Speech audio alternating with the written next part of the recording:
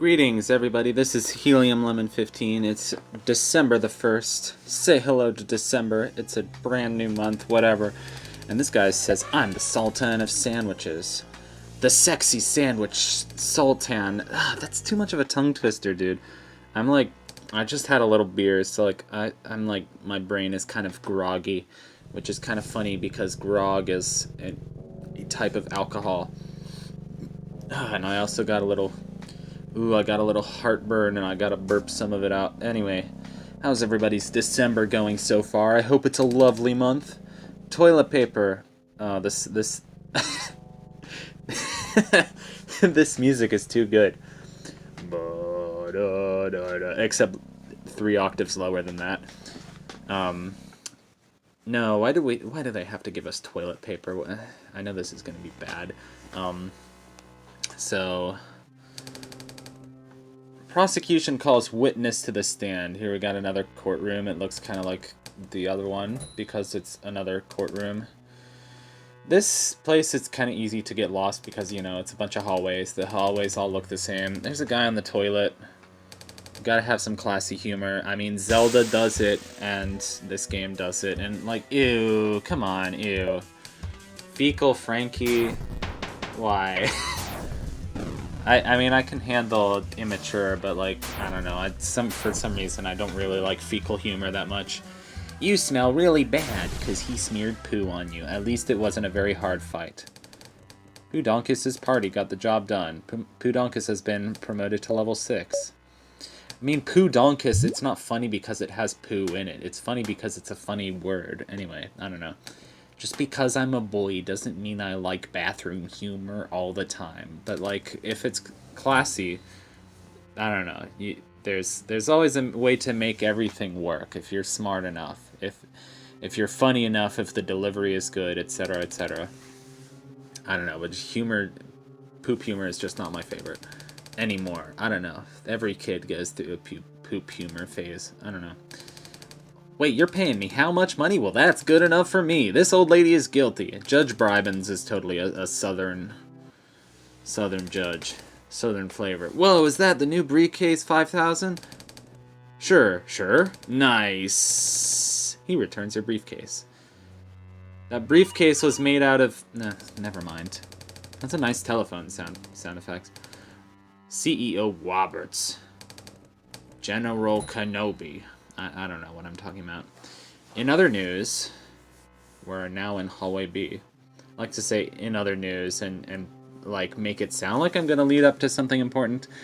But then again, not really. I start a job on Saturday. I'm kind of looking forward to it. I don't know. I should come to work. No, I'm not gonna say it. You shouldn't come to work drunk, kids. And I don't know. We need that. We need defense. I'm playing Learn Japanese to Survive Hiragana Battle, which is another one of those kind of like cheap, crappy RPG Maker games on Steam, but it's actually one of the better ones that I found.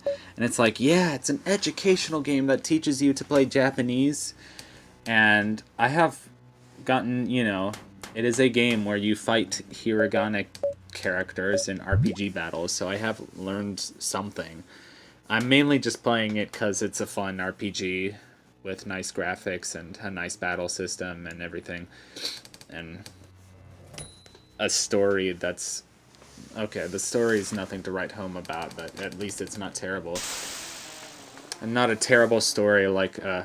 So here we get the song Ass Trumpet, but it's just faster, and I thought that was pretty good. The guards are dogs, and they are walking humans. I don't know. It's a metaphor. Totally. It's not a metaphor at all. No, don't tase us. No, don't use police brutality. Ugh. Just hearing about police brutality at all is just like, oh gosh, it feels too pertinent. Oh dear, what a world that we live in, and that's why it's good to play games like Suits that are just like make fun of the world that we live in and make it look extremely stupid and like, hey, this is the end result of capitalism, isn't it great? Not really. Well, great. I don't know. It's not just capitalism. It's like everybody talks about like, oh, late stage capitalism is the reason for all our problems. I mean, I don't know. Where do you want to live? Excuse me. I don't know. I'm definitely not trying to be over here like America is the best though, because like, you know, I definitely want to move to Europe. Or at least just like be wherever I can be useful.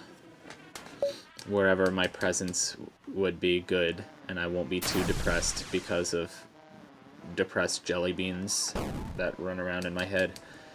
I don't know what I'm talking about. You can sort of see the secretary in this boss background. Also, the tiles are really big.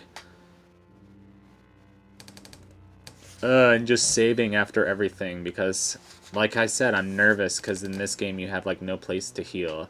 Let's... You know what? I really needed a Reviva-Viva, but I did not get one. So there's one fight. Basically, we're almost done with Chapter 2. There's this one fight, and then there's another fight. Which is kind of like this game has kind of like a structure similar to Off, like I talked about already, where you get the card and it allows you to go to the next zone, and then there's like basically just 4 zones, and you do the storyline in each.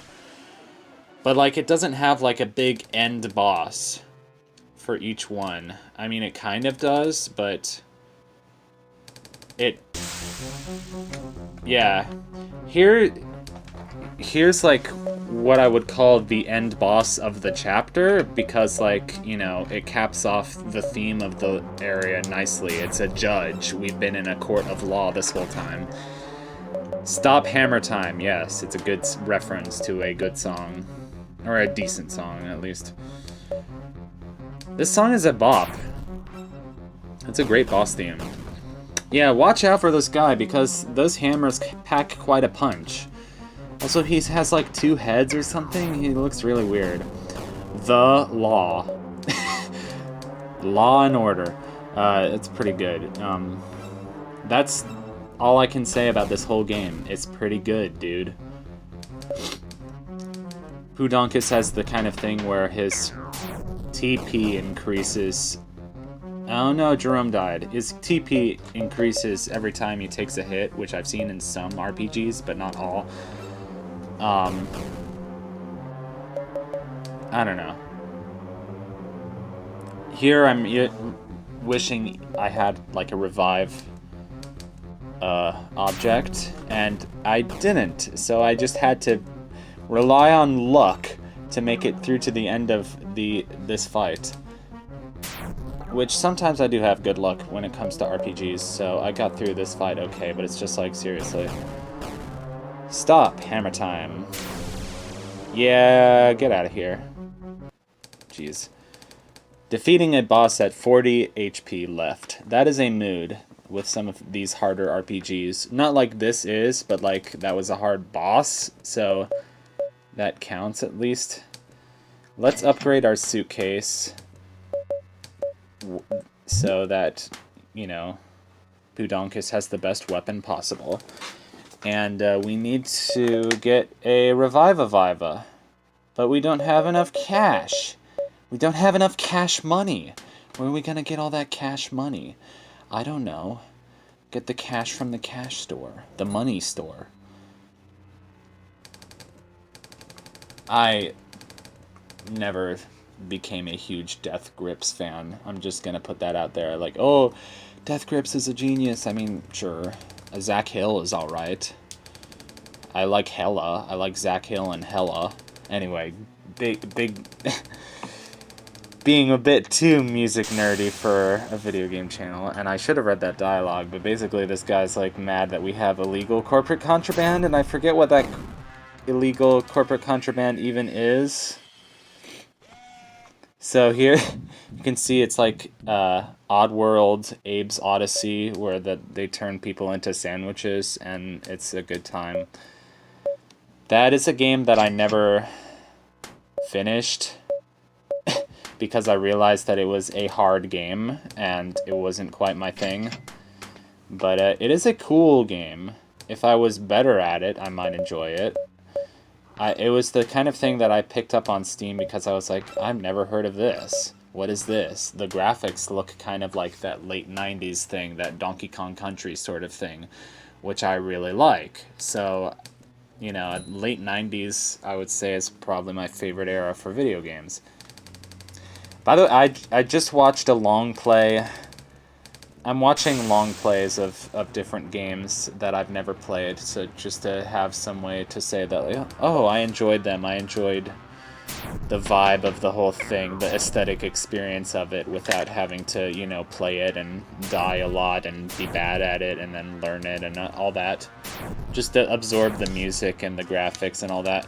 But I watched a long play of Medieval on the PS1, which apparently just got a PS4 remake, or just being a, I don't know, the PS4 has been around for a while, but I'm never very current with these things. Yeah, but apparently Medieval is a whole series, and it was popular enough to get a HD remake on the PS4, so good for them. They should keep making HD remakes of old games. Yeah, this guy's like the last boss of Area 2, but he's not as hard as the judge guy, so it's like, that's what I was talking about when it's kind of an unconventional structure and that there's no, like, one final boss. There are just many bosses, and they are all bosses. And a lot of just, like, random enemies, like,